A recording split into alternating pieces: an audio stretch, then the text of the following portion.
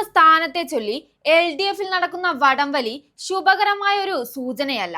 ഈ പ്രശ്നം ഇനി കത്താനുള്ളതാണ് എന്ന കാര്യത്തിൽ ഒരു സംശയവുമില്ല. ഇരു കൂട്ടരും തമ്മിൽ നടത്തിയ ഉഭയകക്ഷി ചർച്ച പരാജയപ്പെട്ടിരിക്കുകയാണ്. വിഷയം ഇത്രയും മാധ്യമ ശ്രദ്ധ കിട്ടിയ സ്ഥിതിക്ക് രണ്ട് കൂട്ടർക്കും അഭിമാന പ്രശ്നം കൂടിയായി. CPIM CPI തർക്കത്തെ തുടർന്ന് LDF-ൽ സംയുക്ത നിയമസഭാ കക്ഷിയോഗം വിളിക്കാനാകാത്ത സാഹചര്യമാണ് നിലവിൽ നിലനിൽക്കുന്നത്. ആവശ്യം അംഗീകരിക്കാതെ LDF നിയമസഭാ കക്ഷിയോഗത്തിൽ പങ്കെടുക്കാനാവില്ലെന്ന് CPI CPM-നെ രേഖാമൂലം അറിയിച്ചിട്ടുണ്ട്. വിഷയത്തിൽ CPI-യുടെ പരസ്യ നിലപാടിനെതിരെ CPM-ൽ കടുത്ത എതിർപ്പ് നിലനിൽക്കുമ്പോഴും തർക്കങ്ങൾ പരിഹരിക്കാനാണ് നേതാക്കളുടെ ശ്രമം.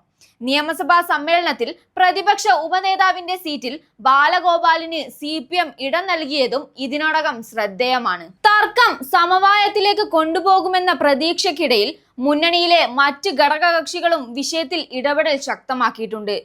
RJD ആണ് ഇതിൽ പ്രധാനമായി രംഗത്തെത്തിയിരിക്കുന്നത്. ഉപനേതാവ് പദവി ഉൾപ്പെടെയുള്ള പാർലമെന്ററി പാർട്ടി സ്ഥാനങ്ങൾ പങ്കുവെക്കണമെങ്കിൽ RJD-യുമായി ആലോചിക്കണമെന്നാണ് പാർട്ടി സെക്രട്ടറിയുടെ നിലപാട്. CPM-ഉം CPI-യും കഴിഞ്ഞാൽ LDF നിയമസഭാ കക്ഷിയിൽ പ്രാതിനിധ്യമുള്ള ഏക ഘടകകക്ഷിയാണ് RJD. ജനങ്ങളെ ബാധിക്കുന്ന വിഷയങ്ങൾ ചർച്ച ചെയ്യുന്നതിനു പകരം ഉപനേതാവിന്റെ പദവിയെ ചുറ്റിപ്പറ്റിയുള്ള തർക്കങ്ങൾ മുന്നണിയുടെ പ്രതിച്ഛായയെ ബാധിക്കുമെന്ന് അദ്ദേഹം അഭിപ്രായപ്പെട്ടു. സുപ്രധാന നിയമസഭാ സമ്മേളനത്തിനിടയിലും LDF പാർലമെന്ററി പാർട്ടി യോഗം വിളിക്കാനാകാത്തത് നിരാശാജനകമാണെന്നും അദ്ദേഹം ഇതിനോടകം പറഞ്ഞിട്ടുണ്ട്. CPI-യുടെ നിലപാടിനെ തുടർന്ന് LDF മുന്നണിയിൽ ചെറിയ കക്ഷികൾക്ക് വേണ്ടത്ര പ്രാതിനിധ്യം കിട്ടുന്നില്ലെന്ന് വിമർശനം ഉയരുന്നുണ്ട്. ഇതിന്റെ പ്രധാന ബാധിതരിൽ RJD-യുമുണ്ട്. ഇപ്പോഴത്തെ സാഹചര്യത്തിൽ CPM കൂടുതൽ കടുപ്പമുള്ള നിലപാട് സ്വീകരിക്കുന്നത് മുന്നണിക്ക് വലിയ ഗുണം ചെയ്യില്ലെന്നും ചിലർ വിലയിരുത്തുന്നുണ്ട്. രണ്ടാമത്തെ വലിയ കക്ഷിയാണെങ്കിലും തങ്ങൾക്ക് വേണ്ട പരിഗണന കിട്ടുന്നില്ലെന്ന് CPI മുമ്പും പരാതി പറഞ്ഞിരുന്നു. അതിപ്പോൾ വീണ്ടും ഉയർന്നിട്ടുണ്ട്.